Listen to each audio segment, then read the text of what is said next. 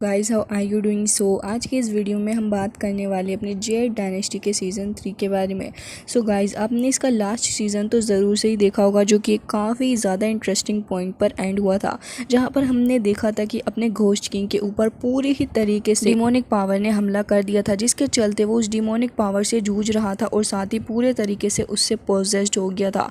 वो इतना ज़्यादा पागल हो चुका था कि अपने सामने आने वाले उसने ढेर सारे लोगों को मार डाला था। उसे ये भी नहीं नज़र आ रहा था कि वो जिस किसी की भी जान ले रहा है वो इनोसेंट है या फिर फॉल्ट में। उसने ढेर सारे लोगों की जान ली। इवन लास्ट जब एपिसोड हमने देखा था इस सीज़न का, तब हमने ये भी देखा था कि उसने लाशों के अंबार लगा दी थी। लिटरली वो लाशों के पहाड़ के ऊपर खड़ा था। इसके अलावा भी उसने ढेर सारे लोगों के साथ फाइट की। इवन उसने मिस लू के ऊपर भी अटैक कर दिया था, जहाँ पर मिस लू ने तो पूरी तरीके से गिव अप कर दिया था। हालांकि काफ़ी वक्त से वो ये कह रही थी कि जब वक्त आएगा तो वो अपने घोस्ट किंग को मार भी देगी, लेकिन जब घोस्ट किंग उसके ऊपर अटैक करने के लिए आगे बढ़ा तो काफ़ी प्यार के साथ उसने अपनी सोर्ड को छोड़ दिया और वो अपनी डेथ को स्वीकार कर लेती है घोस्ट किंग के हाथों से ही। और इसी बात से उसका अनलिमिटेड प्यार जाहिर हो चुका था अपने घोस्ट किंग के लिए। जेड डायनेस्टी का सीज़न 2 तो पूरे तरीके से एंड हो चुका है और उसको हमने 10 अगस्त को देखा था, जहाँ पर हमने काफ़ी सारे एपिसोड देखे थे।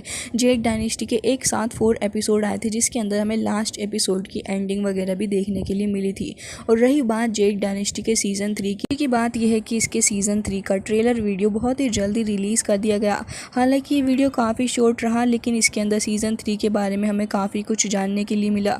जैसे कि अगर आपने इसका ट्रेलर देखा तो आपको थोड़ा बहुत अंदाज़ा तो हो ही गया होगा, क्योंकि जो सीज़न 3 होने वाला है वो मोस्टली यहाँ पर एक गॉड के बारे में होगा, जो कि एक बीस्ट गॉड होगा जिसका नाम जियांग करके बताया जा रहा है, और वो उसकी अवेकनिंग के बारे में हो सकता है। ज़ाहिरन तौर पे जब इस कहानी के अंदर एक काफ़ी ख़तरनाक बीस्ट गॉड की एंट्री होगी तो फिर हमें ये भी देखने के लिए मिलेगा कि काफ़ी ज़्यादा इंटरेस्टिंग पॉइंट लेने वाला है ये डोंगुआ। हालांकि उसके मॉडल की बात करें तो वो काफ़ी हैंडसम दिखाया गया है। इवन वो शाओ फैन से भी ज़्यादा हैंडसम लग रहा है। इसके बारे में आपका क्या कहना है वो आप कमेंट करके ज़रूर से बताइएगा कि ये गॉड ज़्यादा हैंडसम है या फिर अपना शाओ फैन यानी कि अपना घोस्ट किंग। हालांकि ये जो सीज़न 3 होगा उसके अंदर मेन विलेन उसे ही दिखाया जाने वाला है, लेकिन उसकी पर्सनैलिटी काफ़ी ज़्यादा अच्छी दिखाई गई है। जियांग की बैकग्राउंड स्टोरी के बारे में जान लेते हैं तो जियांग जो है वो ह्यूमन से बहुत ही ज़्यादा नफरत करता है। वो इस हद तक ह्यूमन से नफरत करता था कि जब वो अपनी एग्जिस्टेंस के अंदर मौजूद था तब उसने अपने पावर का इस्तेमाल करके इस कदर हेट्रेट फैलाया हर जगह कि वो बस किसी भी हालत में सारे ही लोगों को मारना चाहता था, क्योंकि ह्यूमन से उसे अपना बदला जो लेना था। इसके अलावा जब उसकी डेथ हो गई उसके बावजूद भी उसके अंदर का हेट्रेट समाप्त ही नहीं हुआ, बल्कि वो तो बस बढ़ता जा रहा था वक्त के साथ। इसके बाद उसने डिसाइड कर लिया कि वो बहुत ही जल्दी इस पूरे के पूरे वर्ल्ड को ही डिस्ट्रॉय कर देगा। फिर उसके प्लान के हिसाब से उसे काम करने के लिए अपनी पूरी की पूरी आर्मी भी चाहिए थी, जिसके चलते उसने सो कॉल्ड बीस्ट टाइड को भी लॉन्च किया। इसके अलावा उसने डिसाइड कर लिया था कि जैसे ही उसे वक्त मिलेगा वो काउंटलेस मॉन्स्टर को समन करेगा और उनका इस्तेमाल करते हुए इस वर्ल्ड के सारे ह्यूमंस को ख़त्म कर डालेगा, क्योंकि अब वो इसे और भी ज़्यादा टॉलरेट नहीं कर सकता। हालांकि ये चीज़ बिल्कुल ही बेसलेस नज़र आती है, लेकिन उस बंदे की क्या रीजंस रहेंगे ह्यूमंस को हेट करने के, वो भी देखना काफ़ी इंटरेस्टिंग रहेगा कि आखिर क्यों वो ह्यूमन से इतनी ज़्यादा नफरत करता है, या फिर ये नफरत सिर्फ बेसलेस ही है या इसके पीछे एक लॉजिक है। वो तो हमें सीज़न आने के बाद ही पता चलेगा। इवन इस वर्ल्ड के अंदर कल्टीवेशन भी इतनी ज़्यादा मुश्किल हो जाएगी लोगों के लिए, क्योंकि इस बार जब ये बीस्ट गॉड आ चुका है तो वो लोगों का जीना इतना ज़्यादा हराम कर देगा कि कल्टिवेटर्स उन तक के लिए सर्वाइव करना और ख़ुद को बचाना एक बहुत ही ज़्यादा बड़ा टास्क हो गया था। स्पेशली जो है हुआन सेक्ट था और साथ ही वांदो सेक्ट, ये लोग ऐसे ख़त्म होते हैं जैसे कि कभी एग्जिस्ट ही नहीं करते थे। हालांकि इसके अलावा जो अदर सेक्ट थे जैसे कि घोस्ट किंग का सेक्ट, वो यहाँ पर सर्वाइव कर जाता है, क्योंकि ऑलरेडी अपना घोस्ट किंग उसके अंदर मौजूद है। इसके अलावा उसके ऊपर एक और एल्डर, तो ये सारे के सारे मिलकर काफ़ी ज़्यादा पावरफुल हैं। हालांकि अपना शाओ फेंग यानी कि घोस्ट किंग वो डिसाइड करेगा इस डीमन के साथ में फ़ाइट करने के लिए, और इसी के चलते वो ढेर सारे डीमंस के साथ में फ़ाइट भी करेगा। हालांकि इसके अलावा उसकी फ़ाइट एक काफ़ी ज़्यादा खतरनाक वाइट बोन स्नेक डीमन के साथ में होगी, जो कि one of the 12 demon Kings के अंडर में आता है एंड काफ़ी ज़्यादा पावरफुल स्पीसीज़ में से एक भी है। एंड ये जो वाइट बोन स्नेक है ये बहुत ही ज़्यादा ख़तरनाक तरीके का बीस्ट है। हालांकि इसके अलावा जब शाओ फेंग की इसके साथ में फ़ाइट होगी तब हमें पता चलेगा कि ये कितनी आसानी से लोगों को हरा सकता है और यहाँ पर उसके सामने कितना ही ज़्यादा पावरफुल पर्सन क्यों ना हो, उसे एग्जिस्ट करने में या फिर उसके सामने फ़ाइट करने में काफ़ी प्रॉब्लम होने वाली है। इवन अपना घोस्ट किंग भी इस चीज़ को जानने लगा था कि ये जो स्नेक उसके सामने कोई नॉर्मल स्नेक बिल्कुल भी नहीं है बल्कि एक्सट्रीमली डेंजरस है, लेकिन फिर भी वो ये डिसाइड करता है कि वो इसके साथ में फ़ाइट करेगा। हालांकि ये काफ़ी ज़्यादा ब्रेव मूव भी था, लेकिन साथ में ये पागलपन भी नज़र आ रहा था क्योंकि ये जो इतना ज़्यादा हेटरेट इन लोगों के अंदर भरा पड़ा है, इसके चलते वो कहाँ ही देखने वाले हैं कि उनके सामने कौन खड़ा है कौन नहीं है।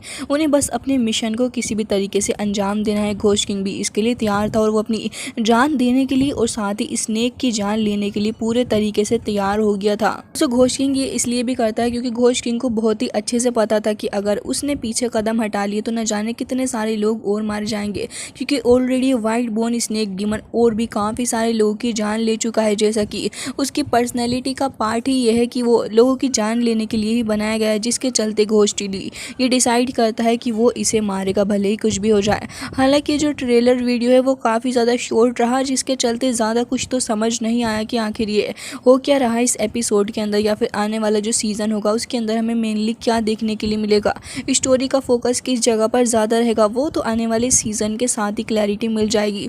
लेकिन फिलहाल ट्रेलर के अंदर जहां तक सीन्स की बात है वहां पर घोस्ट गुइले की फाइट में वाइट बोन स्नेक डीमन ही दिखाया गया है। हालांकि उस डीमन की अपीयरेंस काफ़ी ज़्यादा अच्छी और शानदार दिखाई गई है, जिससे कि उसकी एक पावरफुल पर्सनैलिटी जो है वो मेंटेन रहे। फाइट का अंत में रिजल्ट क्या होने वाला है वो फिलहाल किसी को भी नहीं पता, क्योंकि आने वाले सीज़न के साथ ही सारी क्लैरिटी हमें मिलेगी, तो इसका इंतज़ार काफ़ी ज़्यादा लोग कर रहे हैं। हालांकि जब ये सीज़न एंड हुआ तो एक काफ़ी अच्छे पॉइंट पर ये एंड हुआ।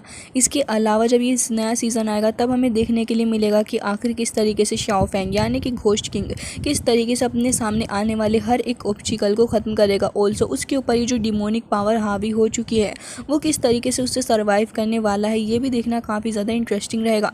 क्योंकि मुझे तो लगता है शायद से मिस लू भी इसकी हेल्प करने वाली है, क्योंकि अभी फ़िलहाल रिसेंटली उसका कोई भी नहीं है और साथ ही ब्याओ भी उसकी मदद करने के लिए तो आ नहीं सकती, क्योंकि वो ब्याओ के लिए ही तो उस विज़र्ड के पास में गया था, जिसके बाद से वो सारा का सारा सीन क्रिएट हुआ जहाँ पर घोस्टली के ऊपर सारी डिमोनिक पावर हावी हो गई थी। सीज़न के लास्ट एपिसोड के अंदर हमने ये भी देखा था जहाँ पर सारे ही लोग घोस्ट किंग को मारने की कोशिश कर रहे थे, तभी वहाँ फॉक्स गर्ल आ गई थी और उसने काफ़ी ही ज़्यादा प्यार के साथ मोहब्बत के साथ में अपने घोस्टली को बचाया था। इससे क्लियर हो जाता है कि वो भी कहीं ना कहीं उसे पसंद करने लगी है और वो उसी के साथ भी रह रही थी।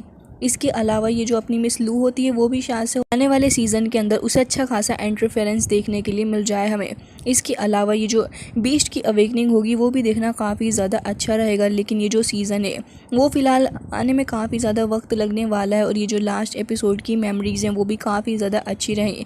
हालांकि इसके अलावा ये सब कुछ एक विजुअल थिंकिंग ही बन के रह गया, जहाँ पे मिस लू ये चाहती थी कि अपना घोस्ट किंग वापस से ठीक हो जाए, लेकिन उसने ऐसा रास्ता चुना ही नहीं, क्योंकि उसका रास्ता बिल्कुल सबसे अलग ही हो गया था और वो उसी वक्त हो गया था जब सारे लोगों ने उसे हर्ट किया था। हालांकि इस सीज़न का अंत बेसिकली उस डीमन गॉड को मारने के बाद ही होगा और ये जो आने वाला सीज़न है वो फिलहाल अभी उसकी अनाउंसमेंट इतनी ज़्यादा जल्दी नहीं हुई, लेकिन हाँ इस बात की तो श्योरिटी है कि अभी ये जो सीज़न 3 है वो अभी नहीं आने वाला, लेकिन जब आएगा तभी ये सोल लैंड और battle through the heaven series को टक्कर देने वाला है एंड ऐसा मेकर्स इसके बारे में अजम्पशन लगा रहे हैं। सो गाइज आपका इसके बारे में क्या कहना है? क्या सच में जेड डायनेस्टी हमारी battle through the heaven series को टक्कर दे सकता है? ये चीज़ आप कमेंट करके ज़रूर से ही बताइएगा और आप में से कौन कौन इंतज़ार कर रहा है इस सीरीज़ का वो भी ज़रूर से ही बताइएगा।